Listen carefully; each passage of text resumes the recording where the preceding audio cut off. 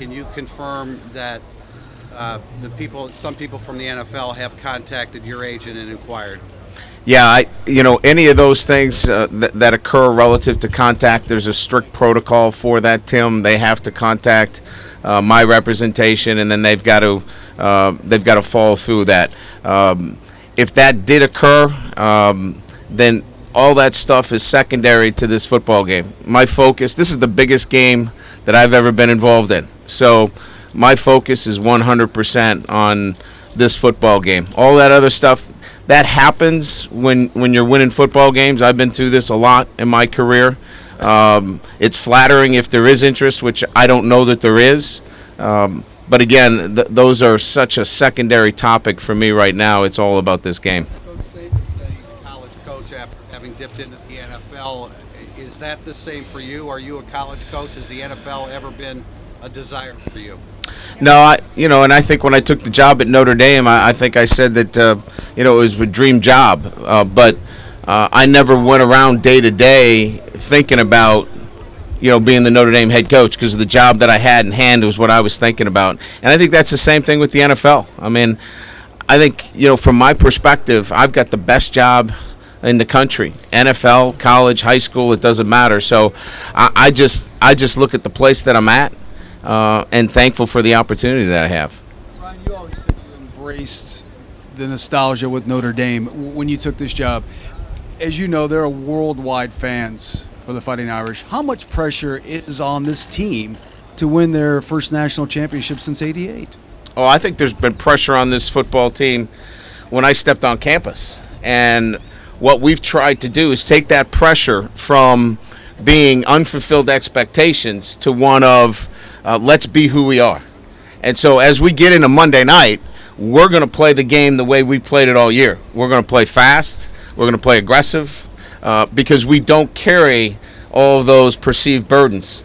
They're 18 to 21-year-olds. They have no idea what that history means. We do. Our fan base certainly does.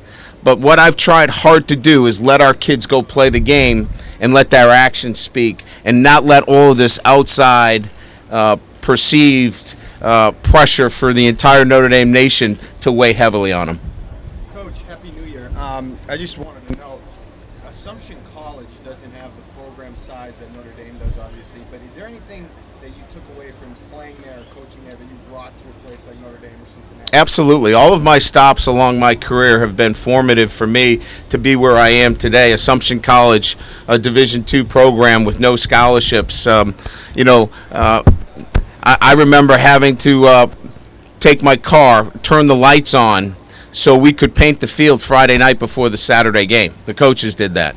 So all those experiences help formulate who you are today. I know how to appreciate the work that our support staff puts in every single day, and I think all those things help you when you get here to Notre Dame. Coach, what's the biggest difference between those championships back at Grand Valley and the surrounding stuff in D2 and what you've been going through and your team's been going through this week? Well, there's some, you might not know it, but there are some great similarities. I've always felt when you take your team to a championship site, it's important to take in all that's going on and really enjoy it. I want to keep our team loose. I want to keep them excited about getting back here each and every year, because this is our destination. We want to be playing in this game. So I don't want them to be tight and tense. And so my experiences in other championship games, I've tried to use a little bit of that here and keeping our guys loose and enjoying the opportunities that they have here as well. Now that you're in this atmosphere, you're in the stadium, what would it mean to raise that trophy on this field on Monday night? Well, certainly this is why we do it. I mean, this is the, for you guys, what is it, the Emmys? I mean, we all look to aspire to the top of our profession, and this is the pinnacle for players and coaches, is to be the best. And so that's what it would mean, is that you have taken your team and your program to the top of college football. So it would certainly mean a lot. Ryan, you mentioned coach is the absolute critical key matchup in this game. If you had to just pick one, what would be the absolute critical key one? I would say O-line, D-line. I think on both sides, I think you're going to see, can you get the ball off? Do you have all day? Can you run the ball when you want to run the ball, when everybody knows you're going to run the football?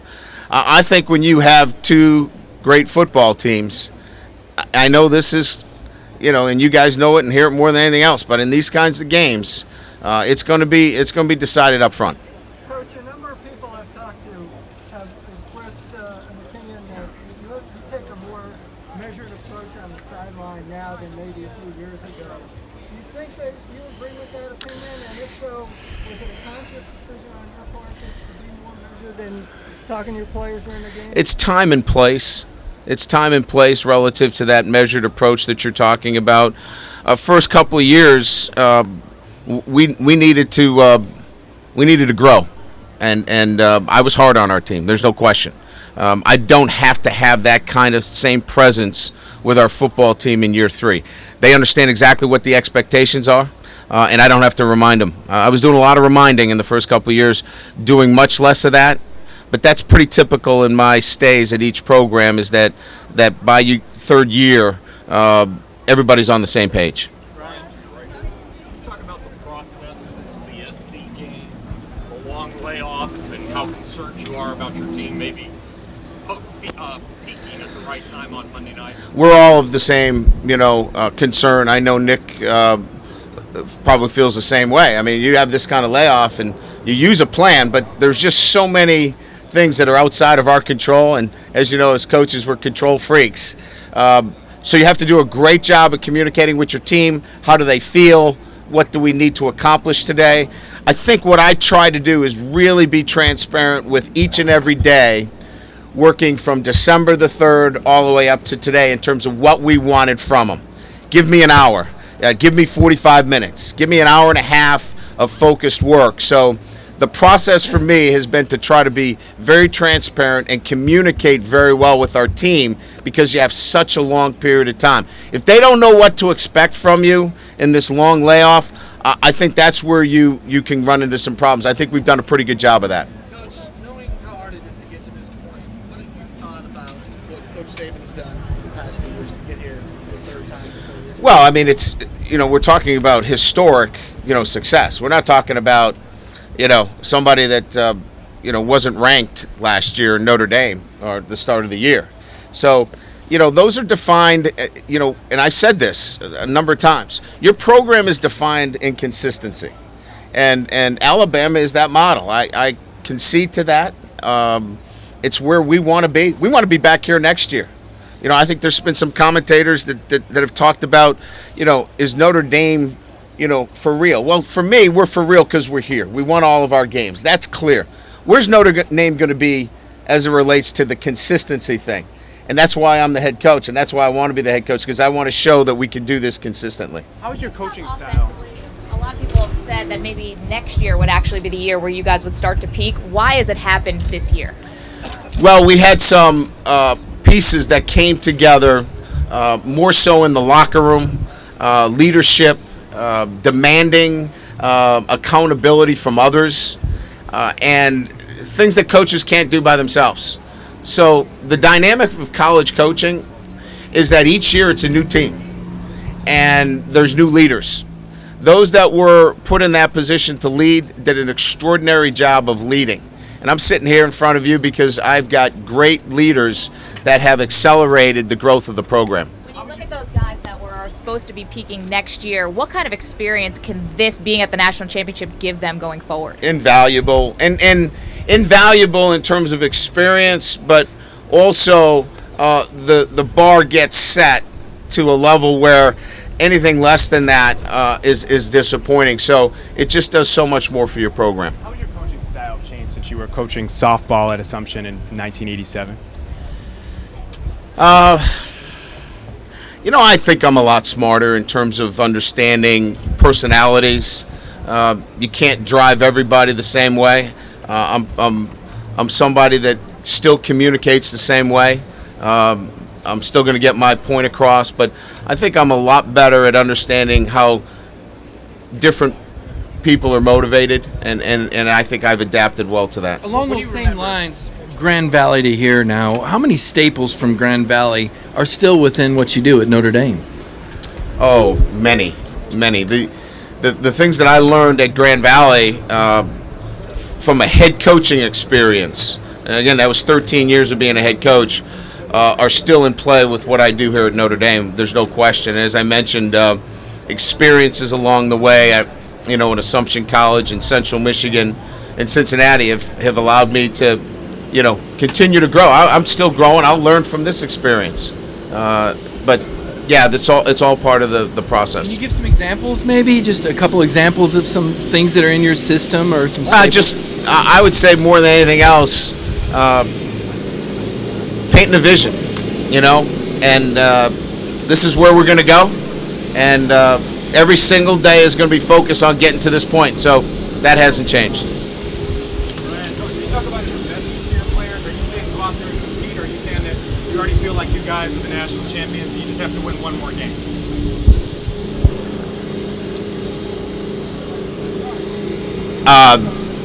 That we needed to prepare to be the best team on January 7th.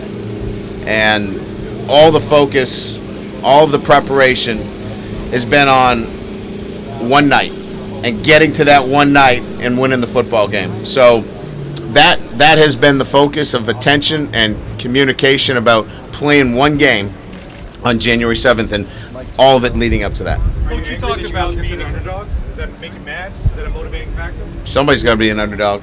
So I would say that Alabama's got the belt, and they deserve the belt, and we got to take it from them. Coach, you talk about coaches being a control freak, and Nick Saban is really big on the mental aspect of the game, and for lack of a better word, and I know it's a negative connotation, but brainwashing. But is that a positive thing? And how much of that do you try to do with your team to get them to believe and kind of be on the same page, one voice, that whole kind of thing? Belief is crucial. If you don't believe that you can do it, you probably can't. And so, I think everything we do is to reinforce all the things that they're capable of doing. Look, they're 18 to 21-year-olds. The sky's the limit. So, I don't think there's a football coach out there. I don't think there's a great CEO out there that does not try to employ some form of positive reinforcement and motivation that you can be whatever you want to be. Having said that, there are so many other pieces to it that I think are more important than, quote unquote, getting them to think that they can do it. They actually got to go out and do it. And I think the biggest challenge for me here in the first couple of years was to get our guys to prepare the right way and to play the game the right way. You still got to execute and play this game. Belief comes with winning. The best form of confidence is when you make that play. So just to answer the question, precisely, is that all of that's good. Motivational speaking, bringing in all those power of positive thinking, that's all good. But you better be prepared, and you better have put in the time, because you're going to get what you deserve if you don't put in the time and effort necessary, and that's why we're here today. Brian, you're friends with Mac Brown at Texas, aren't you? Yes. He played in this game twice, won one, lost one to Alabama. I don't know if you talked to him about this stage. I know you've got great experience and everything, but has Mac ever told you anything about playing? He's been a great mentor to me. He's when I was at Grand Valley State, he allowed me on a couple occasions to spend time with him. We coached in the Hula Bowl together, and he's just been very helpful. And he's not one to give advice. He's not that way. But he'll pick up the phone, and if you're calling, he'll answer your questions, and that's always been really good for me in my career. Brian, what do you remember that experience of coaching softball at Assumption? Obviously, it's different coaching, women's softball than coaching at Notre Dame. Well, I will tell you, in true honesty, that one of the characteristics that I really enjoyed about coaching the women is that they weren't going on to the next level. They were playing the game because they loved it. And so in my recruiting, there's profiles. Our guards aren't going to be 5'9". There's going to be a profile for all those positions. But one of those pieces, and the charge that I give my assistant coaches, they better love to play the game. And so I think my experience in coaching women and seeing their passion for playing the game, because they know they weren't going to go anywhere else. This is what they love to do. I want guys that love to play the game. Coach, you've done a number of different things at Notre Dame, from on one side diagramming how a locker is supposed to be arranged, to on the other side installing Xbox and PlayStations for the players to enjoy. How do you see those little things contributing to a winning program? Well, I think it's a combination of real life experiences. I mean, I want my kid to clean his room. He has a hard time doing it. I like it when it's clean. But I know he's got an Xbox in his room. You know, they're young guys. We try to make it so when they come over to our football building, it's not a job. It's real life experiences. We have expectations of them to be on time, to take care of the detail things. But we also want them to hang out with each other, and we want them to sit down and feel comfortable to be over in our building, and have when they have some downtime to have some fun. So I think it's balancing. You know, it can't be all work and it can't be all play. I think a good balance of that is a good, healthy environment. Coach, just a big picture question. In relationship, this is going to be a 15-game season and not too distant future. You're going to have multiples of millions of dollars on the line in a National Football Playoff. And as you mentioned, you're dealing with 18 to 21, 22-year-old kids. How concerned are you about the pressures on them? And basically, this is becoming a full-time job. Yeah, we're going to have to do a very good job. You know, I'm used to playing 15 games, you know, playing for a national championship.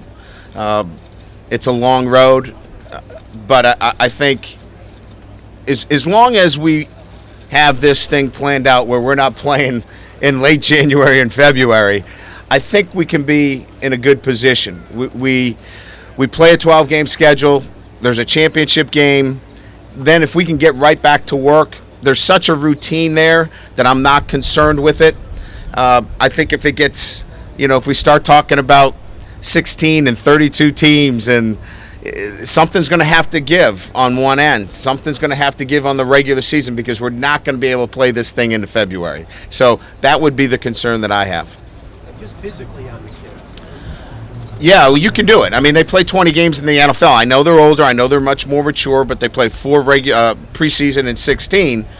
We're going to have to take an approach that you're going to have to take the pads off. You're going to have to be smart. I did it at Grand Valley State. We took the pads off after the second round.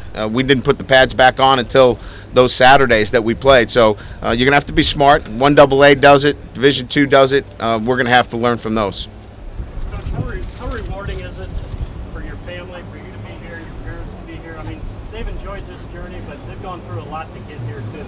No, there's no question. They've sat in stadiums that had 500 people in it, 1,500.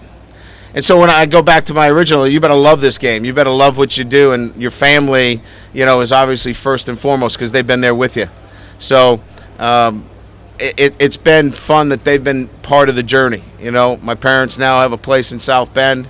My wife's parents are in South Bend. I mean, we've moved the whole crew right to South Bend to enjoy this time. And that's one of the things Coach Holtz said to me. He goes, I know this is going to be hard for you to get your hands around this, but you really have to enjoy it. You know, with all the pressures that go with Notre Dame, you got to enjoy it. So I can tell you this, although at times it becomes long and you get pulled in a lot of directions, I know my family's having a hell of a good time. Alabama's one loss, you know, Johnny Manziel obviously had a lot of kind of plays where he improvised, and you know, obviously Everett Colson's not going to run as much as he does, but that running ability, I mean, how much does that help against a defense like Alabama that's, you know, pretty disciplined and sound? Oh yeah, look, I mean, we could get into a long conversation about Texas A&M against Alabama in a 5-game stretch of games. Johnny did a great job. He improvised. He made some plays. We don't go into this game going, we're going to Johnny Manziel you to death. You know, we have to win this football game, finding ways to get down the field. They give up 2.5 yards per play from the line of scrimmage. I'm smart enough to know that we've got to find ways to increase our odds. So running around and hoping that something good happens, we might as well have just, you know, come down last month, you know, and just put the game plan together today. We have to find ways offensively within our offensive structure to get big chunk plays. If we struggle getting big chunk plays, it's going to be a long day.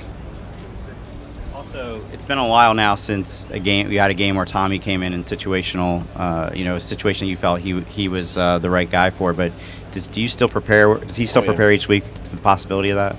Absolutely. Everett's a freshman. He's got banged up a couple of times. We lost him in the Stanford game for a little bit. He didn't play against BYU. So we have to be prepared. Tommy is ready to play, and he's ready to win. If we have to use him, it's probably because Everett got injured. And no football coach wants to go in thinking about injuries to their quarterback. What is your definition of a big chunk play? It'd be 15-yard runs, 25-yard passes. Coach, your team has been around the country this year. Around the whole country, even the world, Ireland. Is that at all an advantage in any way? They're not fazed by what's going on here. They're not overwhelmed with the moment.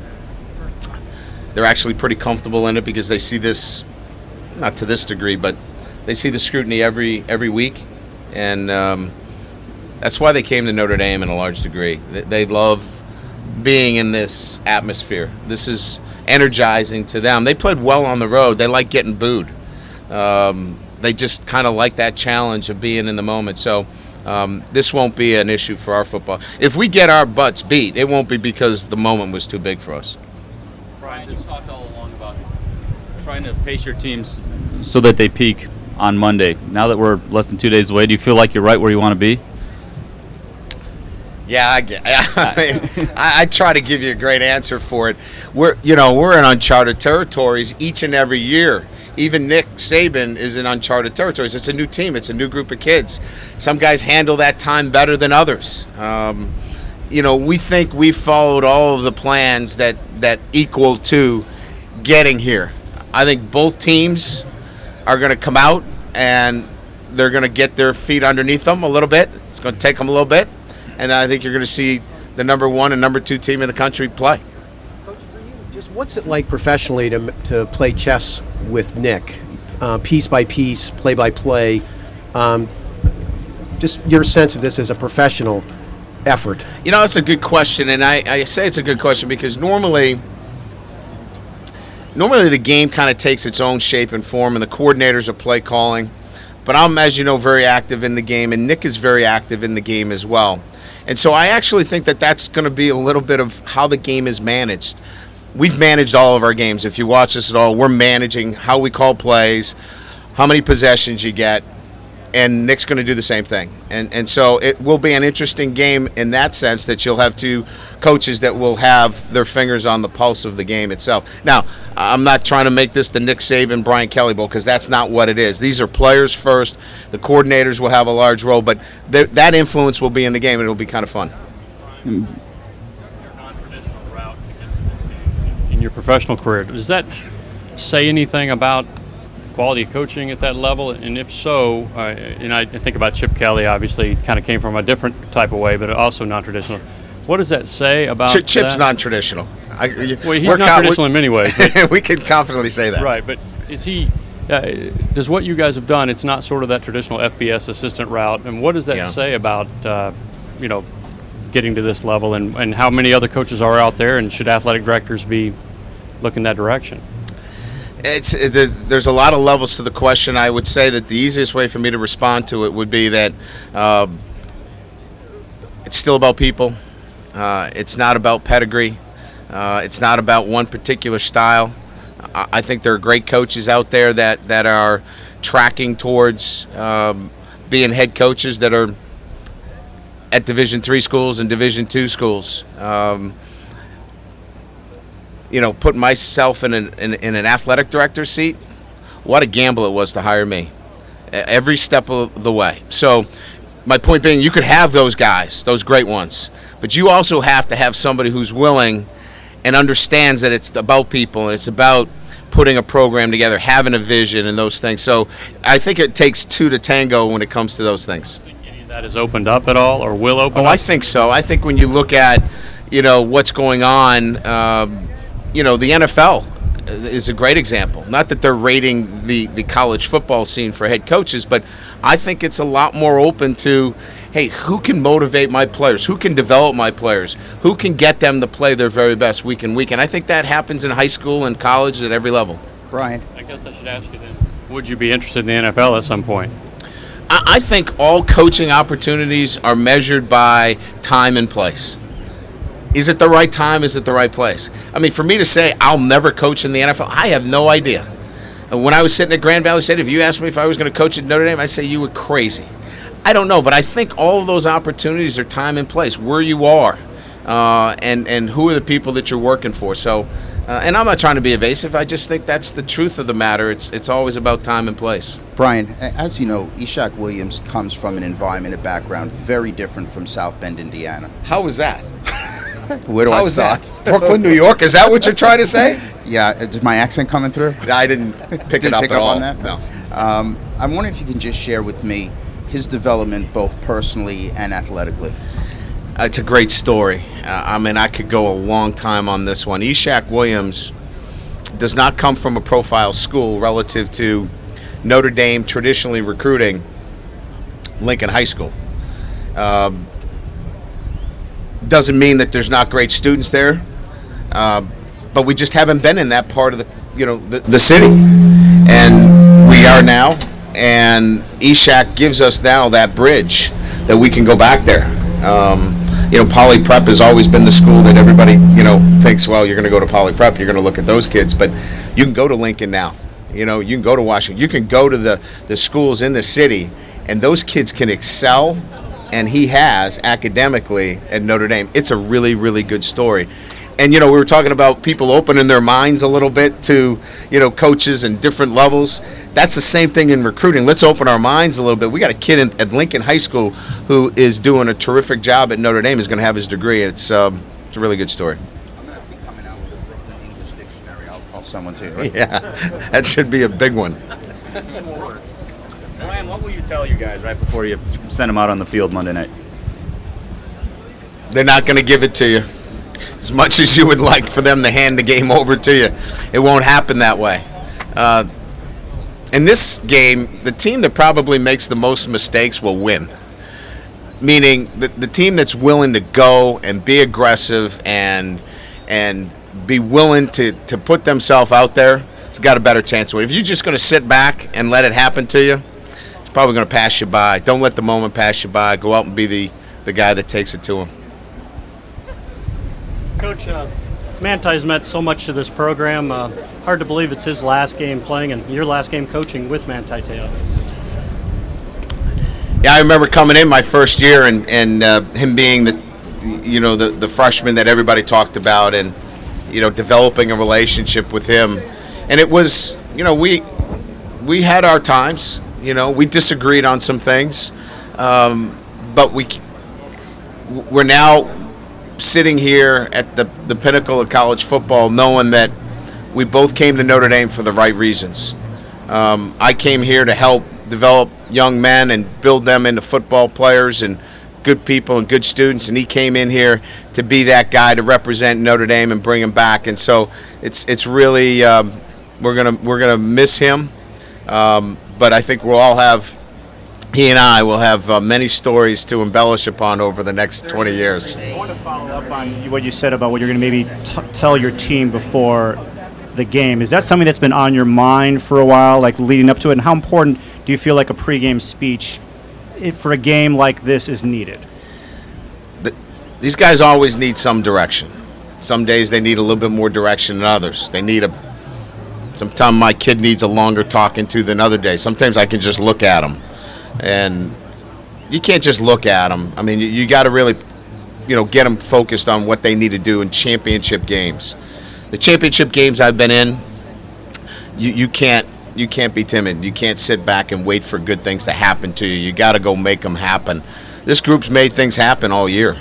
Whether they were down by 2 scores in the fourth quarter or had to go to triple overtime, they haven't played the game waiting for something to happen to them. So I'll remind them of who they are, and then we'll go play. The NCAA has been talking about, with President Emmert, working out a situation where with all this money coming into the sport, a lot of it through football, going a little more to the players, be it a stipend, cost of living scholarship, something along those lines. Where do you stand on that? What are your thoughts on the idea of a little something more from the players, considering how much more is coming in? I'm a proponent for a stipend. I think we were close to getting that done. I think finances played a large role in it. But let's be clear. The teams that are playing in these games, the finances are not the issues. They are for those that are not playing in these games. So whatever that demarcation line is, it is a reality. We're seeing that today as to who are the 5 conferences and who are the conferences that are left out. I think when it comes to the stipend, I think that financial consideration, there's a line there as well. I think grappling with that and figuring that out and applying that to all sports are really the things. This is going to happen. It's just, when is it going to happen? I think like minds have to get together and figure it out. This is going to happen. It does seem like the conversation has turned more from if than when, and you feel like that's the case? Well, I can only give you what we're talking about at Notre Dame, and that is that we're prepared to move on this immediately. We've put ourselves in a position to move towards the stipend. We've examined all of the things that we have to do to be in compliance with it. We're prepared to do it. We hope it happens. I'm speaking strictly as the football coach now. Jack Swarbrick is the AD. He's got to figure out how this makes sense for, women's soccer, men's basketball across the board. From a football coach, I can speak to you that on the merits of the stipend, those kids need that help. They need that rainy day fund where they've got a little money in the bank account if their tire, goes flat. Or the carburetor goes, or whatever the case may be, that they can help it, or take a flight home, to see somebody that they need to see. So that's why I'm in favor of it. Hey Brian, just the players, but just for you personally, how much fun is this for you, being a head coach of this team? And when I get to see Holly Rowe, I know that I've made it big, and Holly's here today, so it's a good day. I don't. And I bring that up because Holly did the sideline when I coached in my first national championship game at Grand Valley State. That's when I thought I made it. So this is nothing, really, to be quite honest with you. Coach, can you just talk about the challenge of trying to slow down the Alabama backfield duo of T.J. Yeldon and Eddie Lacy, and especially behind that huge offensive line that some people say is one of the best in the nation?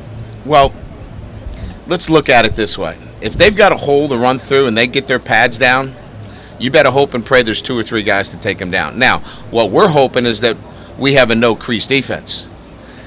And you know what I mean? And north and south goes east and west. And then we'll get those big bodies down. But if they've got big gaping holes in there, they're going to run through you.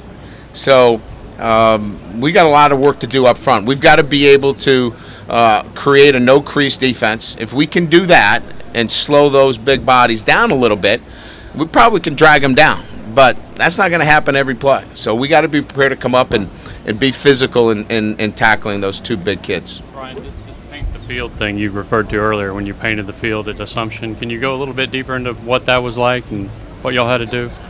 It was literally 5-gallon drums. We wanted our end zones to look really cool. So our maintenance people did the numbers and the hashes, and I wanted our field to look really cool because on TV, the big boys had their end zones painted. So after they were done and after meetings, we'd pull the cars in the back and we'd get 5-gallon drums out and we'd roll the end zones with literally rollers and paint the end zones just so it looked pretty cool. And it was just, it goes back to when you were a kid, when you're playing in the backyard and you wanted your backyard to look better in a wiffle ball game than anybody else's, and there was that kind of feeling. Colors, logos, what? No, I think we were pretty, it was either white or blue. I think those were the only 2 paints that we could get a hold of out of the garage. Do you have any other examples of that kind of creative process? Yeah, I learned how to do laundry. I was in charge of all of the laundry. Just knowing that process of when the laundry needed. I remember having to come down and put the laundry in at 10 a.m., get it back out in time so it was dried and in the bins for the guys to get their stuff. So, and I go back to the original question that was asked, is that's why I know how your entire program doesn't operate on the head coach and the 9 assistant coaches. It's Ryan Grooms, our equipment manager. By the way, and if you just think about it for a second, he's been putting in 80 hours a week for the last 45 days, right? If we don't win during the year, guess where he is for the last 45 days? He's with his family. He's on vacation. So you better have motivation for your support staff when they come down for these venues. So I'd work hard to treat those guys as well as anybody else because they go to winning as well. Coach, how much of a challenge is it to fit Sierra Wood's kind of free-flowing style into your Notre Dame culture and into the Notre Dame system? You know, he talks a lot. In fact, did you guys stop him from talking to the media early in the year? No. You know, he had his 2-game suspension. Yeah, right. So we kind of just, you know, we wanted him, instead of going through a 2-game suspension and throwing him out there, you know, where he hadn't done anything, we want him to build his resume back up. So that was really the reason for that. No, Sierra, I don't want them all to be like me. My goodness, I want them to have their own personalities, and Sierra has his own personality, and we like that. All we want him to do is do the little things right to be a great player because he's got great skill, but we want him to be who he is. Coach, we're hearing stories about Manti picking up Barrett Jones's bag at the airport and helping him out, and I just want to know if you can compare and contrast the Manti off the field versus the competitor on the field. Off the field, he's a kid in a man's body. How so? He's silly. He's funny. He's great to be around. He doesn't act like he's an All-American.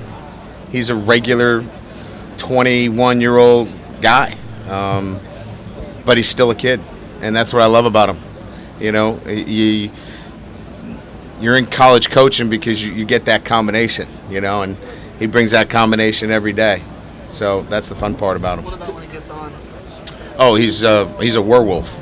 You know, he's ferocious. I mean, he plays the game with a passion and a love that you see it when he plays. He's just so locked in. When the game starts, he's so focused on his assignment, not the other 10 guys. He worries about his own job, and that's what makes him a great player. Coach, players are talking about what makes you special is how close you are, the feel you have for the team. Had you done Monday night meetings before at other schools, and where is that driven from? The Monday night meetings are overblown. The Monday night meetings were really, for me, to get to know our team better. They knew me. They knew about who I was and how I treated my players on a day-to-day basis. So that was 1 hour that I had that was just me, nobody else, where I got to know my team better. I got to know them better. They already knew who I was and what I was about on a day-to-day basis. So that was really, for me, more than it was to get to know me better. It was me trying to understand their needs and what I needed to do for them. Right. The same way at Grand Valley? I mean, were you the same type of coach? Well, yeah. I mean, I think I have everywhere. I think the point to this whole thing is that at Notre Dame, you know, the job tends to distract you a little bit. They got you doing a lot of other things, and I was getting pulled in a lot of directions, and I said, why am I doing this? I want to do it because I want to be around these guys and spend more time with them. So the Monday was for me. It really had nothing to do with them getting to know me more. I needed to spend more time with them. The players did say that you were a little looser this year than maybe in the past two. Was that just a product of trust, or? No, that's absolutely true. One of it is a product of trust. The other is clearly them understanding what the expectations are on a day-to-day basis. We didn't have to argue as much. You know, we didn't have to, not understand what I was trying to say to you, So maybe I did a better job of communicating this year, and maybe they did a better job of understanding exactly what I wanted. And so that's what we saw. I think the questions were asked, well, you're more measured. I think after you're with somebody that long, you get to know each other so much better, and the communication can be much, much cleaner. Brian, given the success of the SEC, can you talk about the challenges of recruiting in the South, given all the different schools and the power that they've had? We really haven't had much of a problem recruiting. our issues are simply right now being a consistent performer. We think that the players that we have, and we've got kids from Brooklyn to California to Florida, we think that there's enough players out there for us to be in this game every year. What we have to do is develop our players on a consistent basis, and really so from a recruiting standpoint, we're going to continue to take guys that fit the profile that I'm looking for.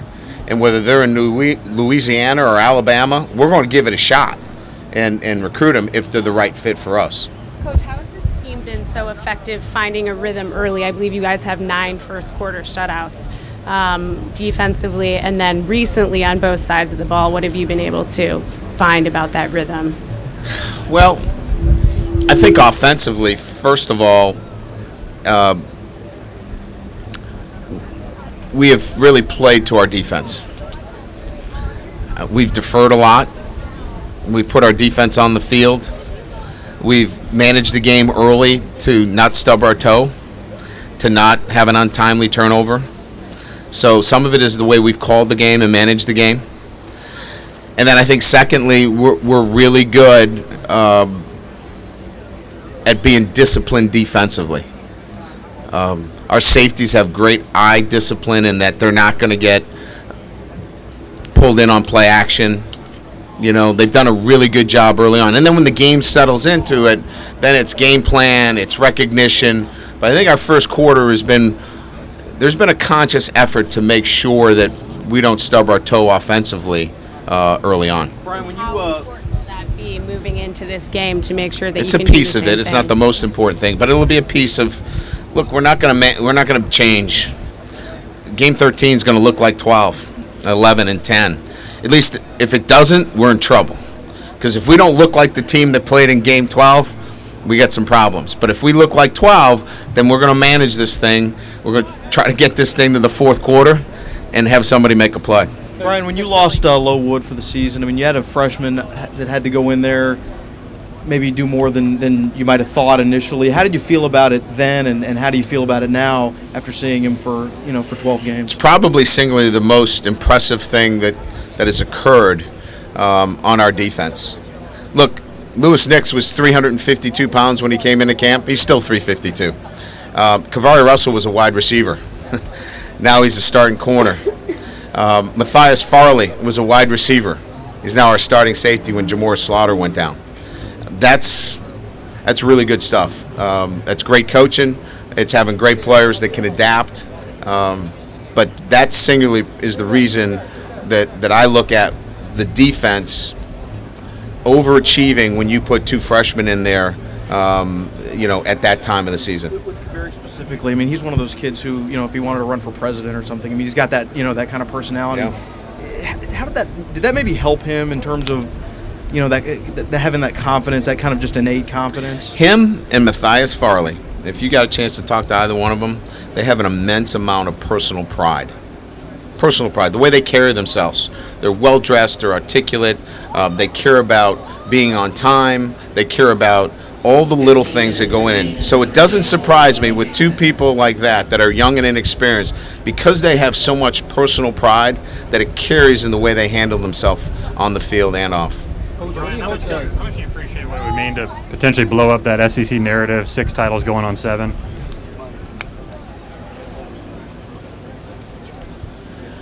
Well, it's hard for me because I've never really looked at Notre Dame and compared it to anybody else.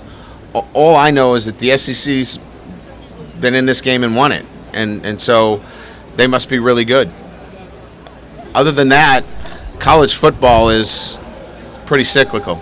The SEC's not going to run this thing, for 20 years. Now, they're on a heck of a run, and they deserve everything they get. But I don't know. Clemson beat LSU. I think they're an SEC team. Louisville beat Florida. I mean, it's still college football. It's one game. It's a great conference. They deserve everything that they've gotten. But I don't spend much time thinking about, oh, my God, it's the SEC. Coach, what do you hope Manti is remembered for? What's that? What do you hope Manti is remembered for? What his legacy will be at Notre Dame?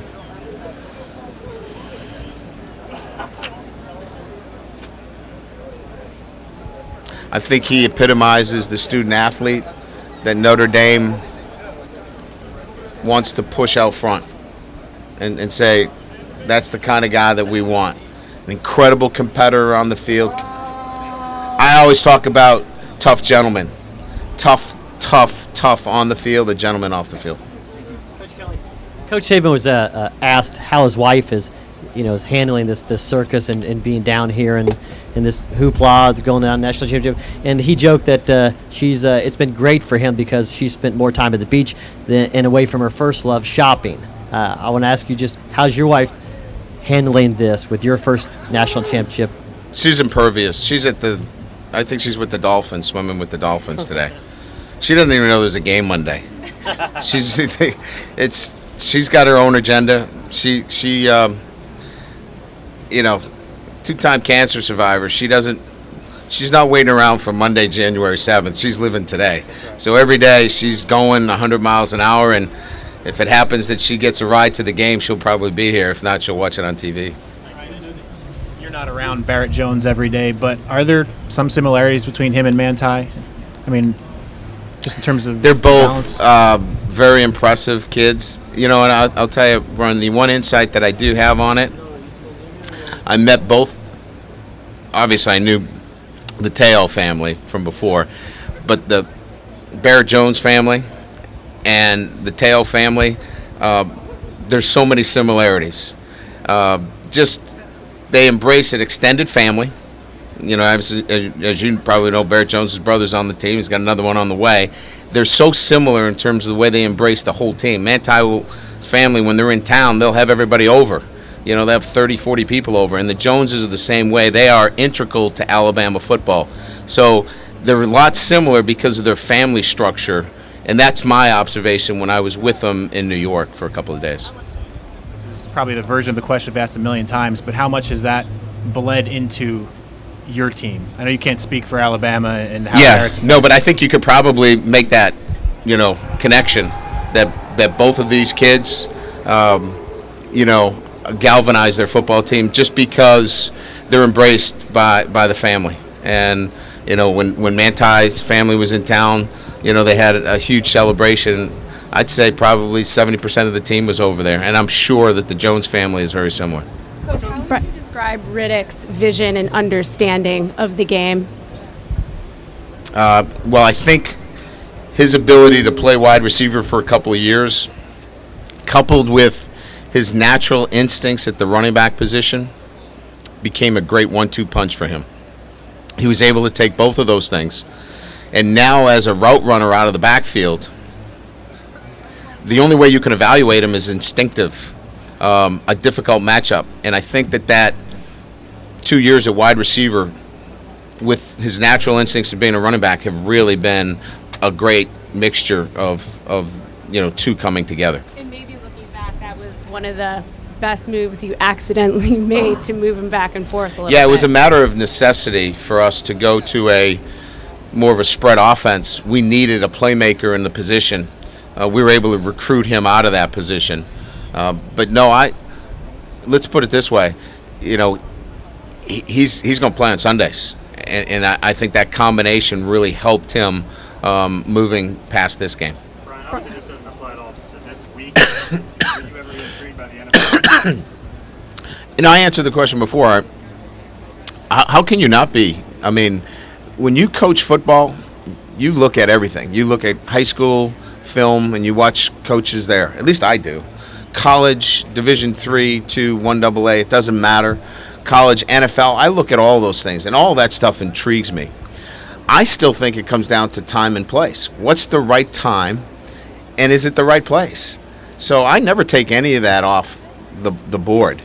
But I always have focused on the present. I don't mind talking about Grand Valley and Assumption College and being reminded about the past, and I don't mortgage my future. So when I get those questions, they don't resonate with me. It's always about time and place. Brian, when you look around college football and you see so many pass-heavy attacks, spread, air raid, all the different things in the game now, what does it say to you, the types of teams that you have here with focus on the run game, strong defense, that's what's got both teams to the championship? Well, I think teams are constructed to their strengths. Texas A&M is constructed to the strength of Johnny Manziel and what they do offensively. We're constructed to our strengths, and so I think there is no one set way to get here. It happens that you have two teams that have been constructed in that fashion to get here, which I think will tell you that there's more than one way to get this thing done. It's not just about throwing it that will guarantee you get it here. Playing great defense has enough of a claim that it'll get you here as well. Further evidenced by the SEC's kind of run these past 6 years that they haven't had those kind of overwhelming offenses, but the defense has been pretty consistent throughout. Yeah, and I think still dynamic individual playmakers on the offensive side of the ball. I mean, when there's 8 guys down in there, there's a guy like, well, let's go back to Julio Jones. He's a pretty good NFL player. There's still dynamic skill players. They don't get featured as much sometimes, but I would go back and say that the SEC has shown that the defenses certainly win championships, but the proliferation of offensive talent is starting to show itself. You said you don't mind. Can you just tell us who you feel was your biggest rival when you played at St. John's Prep? You guys are killing me. I got to go back that far. I would say Zavarian brothers. There's no question. Those Zavarian brothers, we got to get them. I would say Zavarian and then Catholic Memorial were probably the two teams that we really got excited to play. Hey, Coach. Back to Riddick for just a second. How important is his versatility when you take a look at what Alabama's defense has been able to do? Well, I think it's been analyzed, overanalyzed, talked about ad nauseum. He's a guy that, look, I mean, we've got 2 matchup guys, Eifert and Riddick. Alabama's going to have to decide how they play Eifert, whether he's attached or detached, and they're going to have to figure out how they're going to play Riddick. They got good players, but they got to figure that out. And 2 guys aren't going to win the game. So we're hoping that, that we can get matchups there and be able to hold our own on other ones like T.J. Jones. T.J.'s got it. I mean, we haven't talked about T.J. Jones much. He's got to be big in this game for us. He's got to play a significant role. If we're just talking about Eifert and Riddick, it's probably not going to be enough. I think T.J. Jones is going to have to play really big, and I think DeVaris Daniels is going to have to play big for us as well. Seeing how difficult it is to get here, what to say about Alabama's program? It's 3rd time in 4 years. It's what we're all trying to do. Consistency. If you're a stockholder, you want dividend checks each month. Those are blue chip stocks. This is a blue chip company. This is an organization that has done it the right way, both on and off the field. They don't run into NCAA violations. They graduate their players. It's what you want consistently year in and year out. We're not there yet. We're here one time. 2 or 3 times, then we can talk about the consistency of our program. But I think that's the mark that we're all looking to get to is consistency, and Alabama has to be lauded for that. Coach, when I say the name T.J. Jones, what is the first thing that comes to mind for you? Playmaker. Tyler Eifert? Playmaker. These guys are playmakers. Coach, you talked about Prestige and giving you words of wisdom each week, and not advice, but supporting you. Yeah. Have you gotten advice from him or support over the last month? We spent quite a bit of time together in Orlando, and so we got a chance to talk quite a bit about this game. He's been in the game before in a different format. The last game of the year was always the championship game or a bowl game. I think what I've been able to get from him more than anything else is to validate my own way of thinking. Am I outside the ropes in a sense, or am I looking at this the right way? And so a lot of our talk was about validating some of the thoughts and ideas because he's very, very in tune with this football team. He really knows this team well.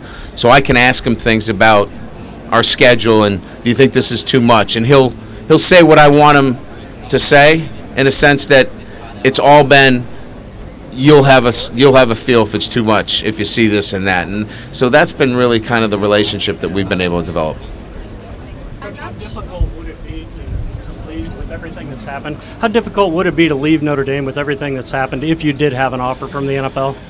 Oh, I don't even think in those terms. Leaving is not an option. I mean, I don't even have that in my head. Like, what if I leave tomorrow?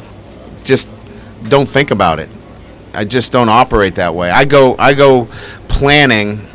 I've been for 3-4 days here talking about, our 2013 and 14 recruiting class. I'm talking about, getting back here, consistency. Those are the things that I think about. I don't think about leaving because I don't have that intention or feeling in my heart.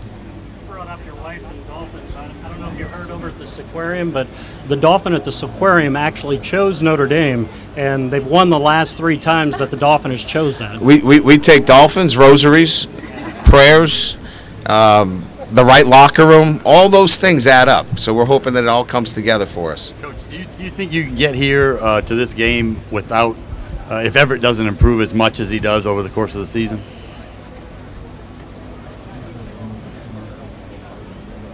We don't get here. We don't get here unless Everett makes the strides that he made.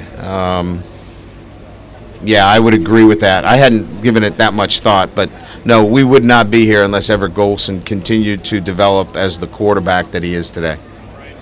Coach.